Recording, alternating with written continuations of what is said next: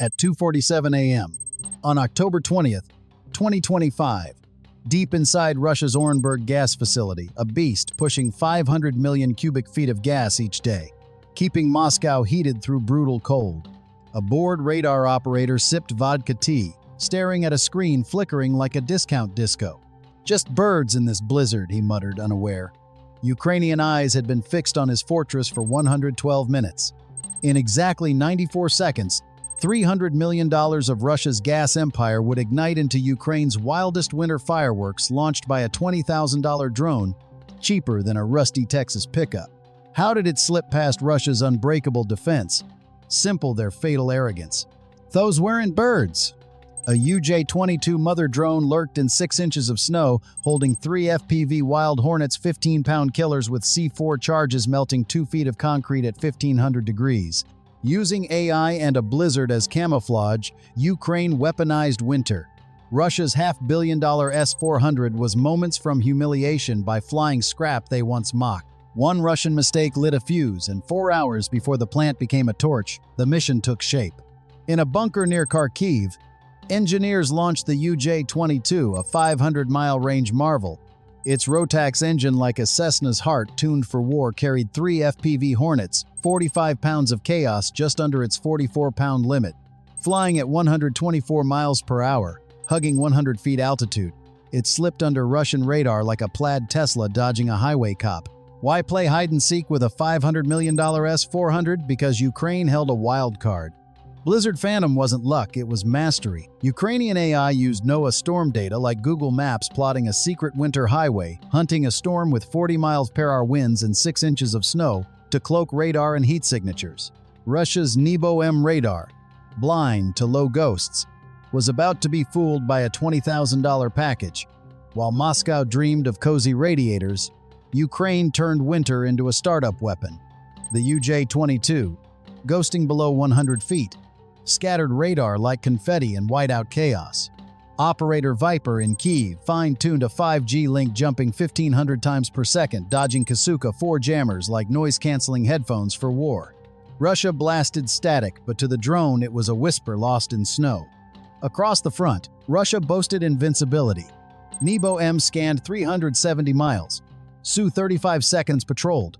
Panzer S-1 batteries waited to swat drones like flies.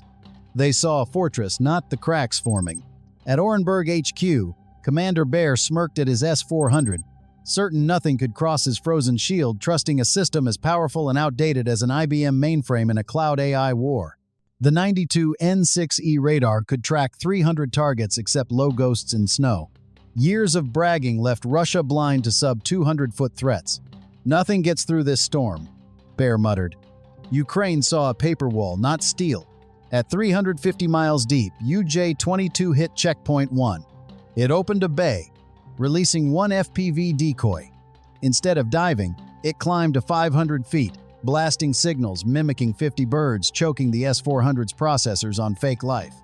The UJ-22 glided under 100 feet, AI surfing storm currents. Its FPV shrugged off jammers. Russia swatted at digital gulls while Ukraine's drones slid through like a whiteout ninja. Russian radar got played hard. 90 seconds of blackout hit. Snow thickened, GPS drifted 20 feet. Russia countered Kasuka 4, unleashed a 100-meter jamming wave. Viper's 1080p feed died into TV snow. For normal drones, death. But this one carried a silent ace. 90 seconds of radio silence began. The blizzard thickened, choking sensors and nudging the UJ-22's path 20 feet off course. Russia struck back Kasuka 4, unleashed full-power electromagnetic waves, flooding the sky. On Viper's monitor, crisp 1080p dissolved into static snow, a death sentence for ordinary drones. But this machine wasn't ordinary. Hidden inside both the UJ-22 and its FPV children sat a custom 2024 AI guidance chip. The moment the feed died, the AI switched to pure inertial navigation, gyroscopes and accelerometers reading every tilt, turn, and vibration to stay on course. You can jam radio, but not physics. After 90 brutal seconds, the UJ-22 cleared the jamming zone. Viper's feed blinked back alive. Russia now knew where the decoy had been. Commander Bear panicked and ordered Panzer S-1 to fire blindly at the last phantom location. The real show was beginning. At 10 miles out, UJ-22 dropped its final gambit. 2 FPV Hornets split like stage magic. One climbed to 500 feet, blasting decoy echoes to drown the S-400 circuits. The other hugged 20 feet, the killer. A digital smokescreen jammed Russia's pride and joy. The killer drone dove low as Pantsir cannons woke up, spitting rounds into the storm. 5,000 shells per minute shredded the sky. Viper's screen shrank to racing pixels. He wasn't flying. He was the drone. He flicked into a corkscrew G-forces, warping visuals like a roller coaster drop. The Pantsir crew, blind and shaking, fired at ghost sounds. Panic spilled across the radios. The drone locked on. Target found. The silo emerged through white chaos. Bear screamed, "It's under the snow! Impossible!" Russia's radar, choking in the storm, swung its shadows. Meanwhile, the Ukrainian FPV slithered through like a thief stealing winter heat. 43 seconds to impact. Each second ticked like a Wall Street clock on Black Friday high-stakes chaos. Viper's feed showed the 800-foot methane silo, lifeline of a trillion-dollar gas empire. Russia's winter dreams sat on that tower, and Ukraine held the trigger.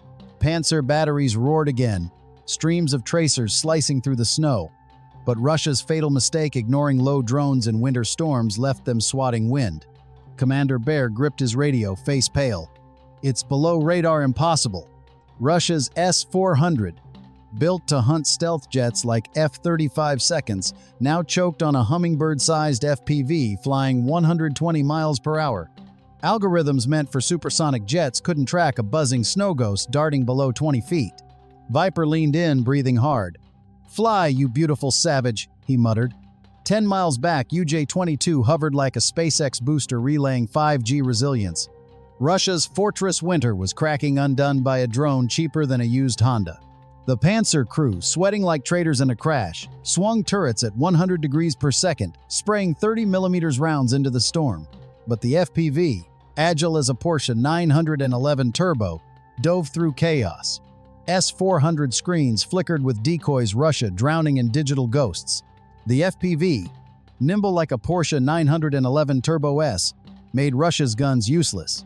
UJ-22's AI crunched storm data, cloaking the drone inside the whiteout. S-400 screens flickered under phantom echoes from earlier decoys.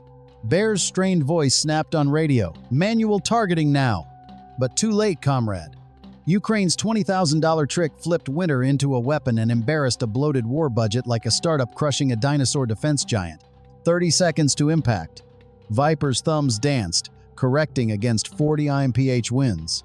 Inertial nav like Tesla autopilot, in traffic, used solid-state gyros immune to jamming. The Pantsir fire control system, built for 80 targets per second, still chased ghosts from the first decoy. 20 seconds.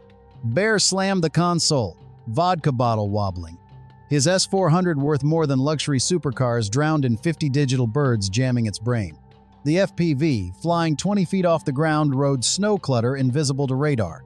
Viper's feed showed the silo glowing clear through frequency-hopping magic. 10 seconds. Viper armed the warhead. Go time.